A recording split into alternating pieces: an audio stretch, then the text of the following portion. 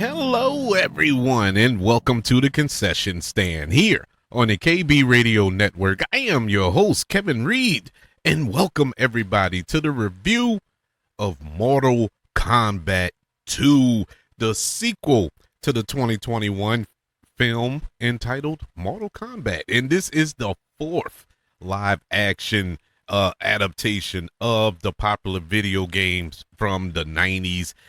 And in Mortal Kombat 2, the premise is the champions of Earthrealm, joined by Johnny Cage, are forced into battle against one another as they attempt to resist the rule of Shao Kahn, whose rise threatens the survival of Earthrealm and its defenders.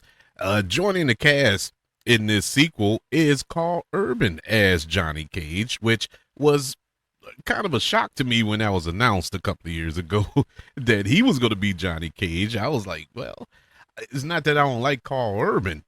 It was just, you kind of want a martial artist in this role. But I'll get to Karl Urban in a second. But as far as Mortal Kombat 2, I make no bones about it. Huge Mortal Kombat fan, going all the way back to when the video games. I remember going to the arcade. Yes, young folks, arcades, going to play Mortal Kombat, and then graduating to the Sega Genesis and PlayStations and Xboxes. Yes, before all that, you had to go to the arcade, and I was a huge Mortal Kombat fan, like everybody else, because that was a very different game. It was violent. It was bloody. It was just different, man, from anything else that we got in a video game around that time. It's still to this day, honestly. I think it's still one of the most innovative games that there is around, and I know there are thousands, if not millions, of video games that you can play, but it's something about Mortal Kombat that appeals to everybody. I don't care race, I don't care age, I don't care nationality, I don't care. Mortal Kombat just touches everybody, and I was one of the millions and millions around the world that this source material touched. And so in 1995, when the original Mortal Kombat movie came out, just like everybody else, loved it. For the time, it was the bee's knees, man. It was an Academy Award worthy film around that time. But it was limited because of, number one, they decided to make it PG-13, and number two, the technology around that time. The special effects wasn't up to par around that time, but it was great for when it came out, that particular film. Annihilation, not so much. And so we fast forward to 2021 and we get this new version, and they promised it's going to be R-rated. And I was like, cool. Then the pandemic hit in 2020, and then the movie was released on HBO Max and in theaters at the same time. I think I chose to watch it at home. I think I watched it on Max. And unlike everybody else who couldn't stand that movie, I didn't have a problem with it. I can acknowledge the flaws in that movie, which it has plenty of. I can acknowledge it, but as far as a Mortal Kombat film, I wasn't 100% disappointed. I felt that the characters, there was some real good character work in that film. I thought it was pretty decent, but it needed to improve, especially if we were going to move forward and incorporate Johnny Cage in the sequel, which they teased at the end of that movie, and they promised in this film. Simon McQuoid, he comes back to direct this film. He directed the first one, and they brought in Jeremy Slater, who to write the film, who gave us The Umbrella Academy on Netflix, a show that I really enjoyed throughout its run. He also gave us Moon Knight on Disney Plus, the Marvel Studios or Marvel television show, which was mixed. It wasn't great, but it was what it was. And now they brought him in to write this film. And I thought this was pretty smart to do, because if you just think of the Umbrella Academy with an ensemble cast, you have a lot of characters, a lot of story there. He's used to that. Writing on that show, creating that show. Well, he didn't create it, but doing a lot of writing on that show. He's used to multiple characters, and you had to flush out a lot of multiple characters in this movie. I will say this without a doubt, it's not even up for debate. This movie is leaps and bounds better than the first film. And I actually liked the first film, like I mentioned before. But this movie makes that first film look so bad in my eyes. If you hated the first film and watched this one, you probably will wonder, why didn't they just do this for the first film? This movie is that much of an improvement. Now, the movie has flaws. It's not perfect. It's not going to pop up on any award consideration at the end of the year. So you can take a breath in that regard. But as far as we're kind of unofficially kicking off the summer movie season at this point, this is a great jumping off point for the summer movie season. This is a true popcorn Twizzlers Coke movie. Sitting down and turning your brain off and enjoying the show. I had so much fun with Mortal Kombat 2. Let's go over the positives. I don't have too many negatives, to be honest with you, but let's go over the positives, because I do have a lot of those. First and foremost, they took this is how sequels are supposed to be done. Whenever they announce a sequel to a movie that had mixed reviews, was kind of diverse, you want that movie to improve. Improve on some of the mistakes or some of the things that people complain about. And more often than not, you don't get that. They just stay the course, and it's the law of diminishing returns. Now, when it comes to Mortal Kombat 2, they took everything that worked in the first film, and it wasn't many things that worked, but they took the things that did work in the first film and expound upon that. Exactly what a sequel is supposed to do. And on the flip side, they took the things that didn't necessarily work in the first film and just forgot about it, just swept it under the rug. Forget about it. Don't worry about that. You didn't see what you thought you saw. We're gonna move on from that. That's basically what this movie did, and I was in awe. It was like two different. I had to double check and make sure that this was the same director from the first film, because it was that vastly different. It was so much of an improvement. You can't believe that it was the sequel to that movie. You would think that this was a reboot, but it wasn't. It was a direct sequel to the first Mortal Kombat. Well, the Mortal Kombat from 2021. The addition of Johnny Cage. This was the big thing, with that tease at the end of the first film. Who's going to play Johnny Cage? We get Karl Urban, the great Karl Urban, who is tearing it up. If you're not watching The Boys, their final season on Prime, oh my God, you're missing. You are missing. This is probably their best season, and the fact that it's the last season, it brings a tear to my eye. But Karl Urban, along with everybody else on that show, but Karl Urban is killing it this season, and he killed it here. The way they incorporated Johnny Cage into this story, into this film, was genius. Absolute genius. Karl Urban is not a martial artist. He is not. They have Johnny Cage as an aging action movie star.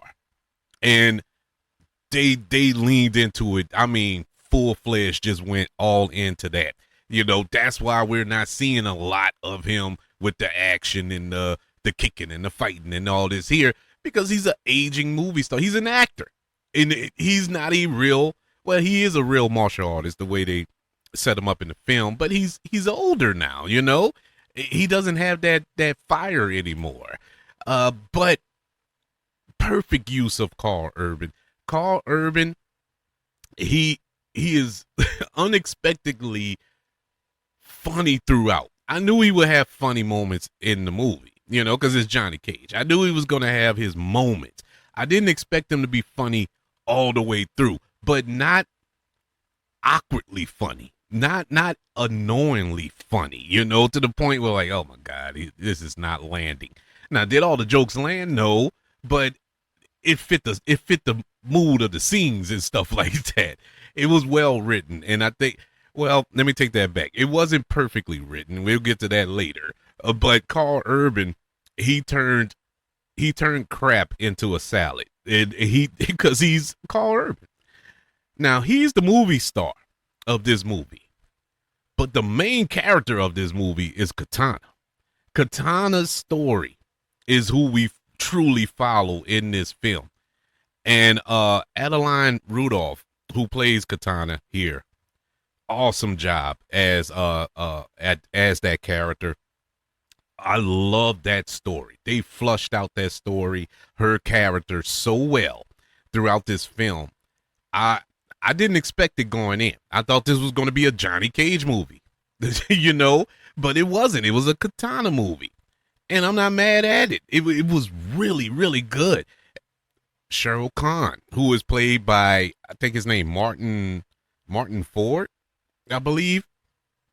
And you look at him on screen, you're like, boy, they padded him up. They really CGI'd that fella. That is not CGI. That is him. He is really that big. That dude is humongous. I mean, he looks like a mountain. That is a large human being. And very intimidating. But aside from that, the look, the scale, and the design of that character, yes, it's intimidating, but the acting was even more intimidating. It's not just your typical big heavy villain. It is a villain that is motivated, you know, a villain that is driven. And I loved him. And there's a lot of them in this film. It isn't just 2 or 3 scenes, you know. He's in this movie a lot. And kudos on that note, because he could have easily hid behind his little minions, his little hitchmen, and all this other stuff. No, no, he was front and center in all of the fights. Speaking of the fights, once again, vast improvement from the first film. We finally get a tournament, and that's what Mortal Kombat is. At its core, it's a tournament. It's a fighting tournament game, and we've been waiting for this. Now, the very first one in 1985, yeah, it was a tournament, and then it went left. The 2021 film, no tournament at all, and that was a major complaint about the film. Well, not this go around. We get the tournament, and it starts with the tournament. Literally, the very first scene, we're a part of this tournament, and it doesn't let up throughout the film. All of the fight scenes are awesome, but there's one in particular. I'm not going to spoil it, because even if I say who's in the fight scene, it's going to spoil some elements of the story. So I can't even do that. All I'm going to say, well, I can say one of them, and it's Liu Kang. Liu Kang fight in his tournament fight was probably the best Mortal Kombat fight I've ever seen on film. Now, I know that's not a tall hurdle to jump over, but I don't see any other fight matching that. Getting close to that fight. Oh my God, because not only was it just fist to cuffs, it had emotion behind it. It told a story within that fight, between every punch, there was a story. Between every kick, there was a story. Oh my God, that was an awesome scene. Awesome scene. Uh, yeah, the fighting here was top notch.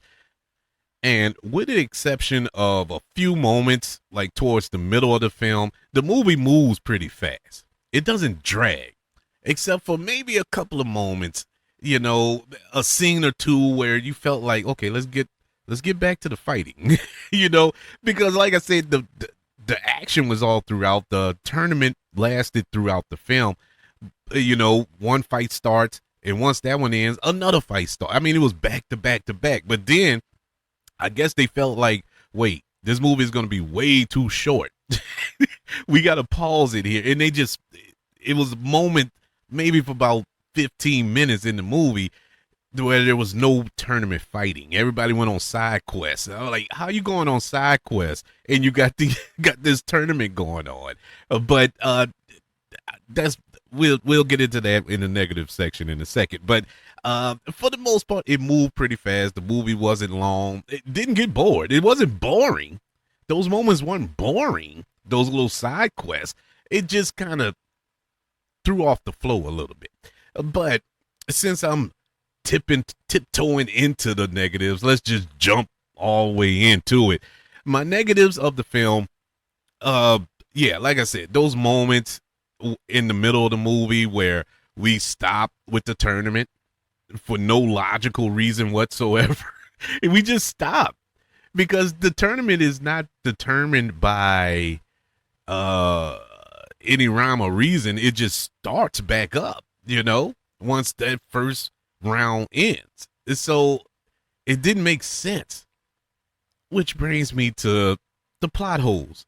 There are so many plot holes in this movie. Things that just happen for no reason, and things that just stop happening for no reason. It was all over the place. It was all over the place. Now, the core story that's being told, fine. They stayed on point with that. They were laser focused on our main plot point. But aside from that, it was characters just pop up out of the blue. They doing things that were established, like in the first film, that they couldn't do. Now they can do. It just blew my mind. it was blowing my mind when I saw that. Now, with that being said, did it take me out of the movie? No, it didn't. It didn't take me out of it. I was expecting that. I really was expecting that because the first film did that, and I didn't have a problem with it in the first film. So why would I have a problem with it in this one? The writing, even though the writing was improved upon, it's still, bruh. Some of the dialogue was a little like, okay, we get the point. It was a joke that ran throughout the film. It worked the first time. We didn't have to keep doing it. I think it was done like 3 times, and it involves Johnny Cage. We didn't have to keep doing it. It was the same joke. It was okay. You got it the first time. It was, anyways. It was bad decision to keep running that throughout the film. And my final negative is that I celebrated Karl Urban's performance as Johnny Cage, and Adeline Rudolph as Katana, Martin Ford as Shao Kahn, and you had a couple of other performances that were pretty good as well. But the characters that we followed in the first film, one in particular, once again, not going to spoil it. No, I'm gonna. It's really not a spoiler. So yeah, Cole Young, which is a character that nobody liked, because he wasn't a part of the game. They made him up for that movie, and he was the main character. I didn't understand it, but I went with it. They had their reasons. They centered that whole movie in 2021 on Cole Young, his character. We followed him from when he got into not in the tournament because that didn't start, but when Raiden found him and made him one of the defenders and all this here and his training and him defending his family and fighting for his family and embracing his power and all that towards the end. Cool, we followed the character. Whether you liked him or not, we invested time in this character. We get to the sequel, which picks up directly after the first film. And Cole Young is in what, 2 scenes in this movie? It made no sense. Look, and he isn't the only one. A lot of the characters suffer. Sonya Blade, she had nothing to do. Jax, he was just in it just because he survived the first one. And that's basically what this was. The supporting characters in this movie that was in the first movie only appeared in this movie because they survived the first one. That was it. There was no other reason to have those characters in here. It was a waste of time, and they really suffered. There was zero development of those characters. They didn't do anything different. Sonya Blade did the exact same thing she did in the first movie. I guess that's a spoiler, but it's really not. She didn't do anything different from what she did in the first film, just in less time. That was it. She wasn't in as many scenes as she was in the first film. But yeah, man, they suffered mightily, especially Cole Young.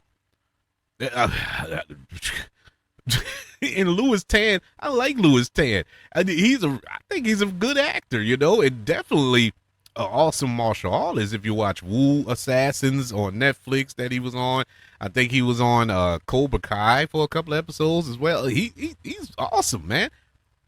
Nothing. He did nothing in this movie. With all that being said, I deeply enjoyed Mortal Kombat 2. I think it's probably, you take nostalgia out of the equation, it's the best Mortal Kombat film we have gotten.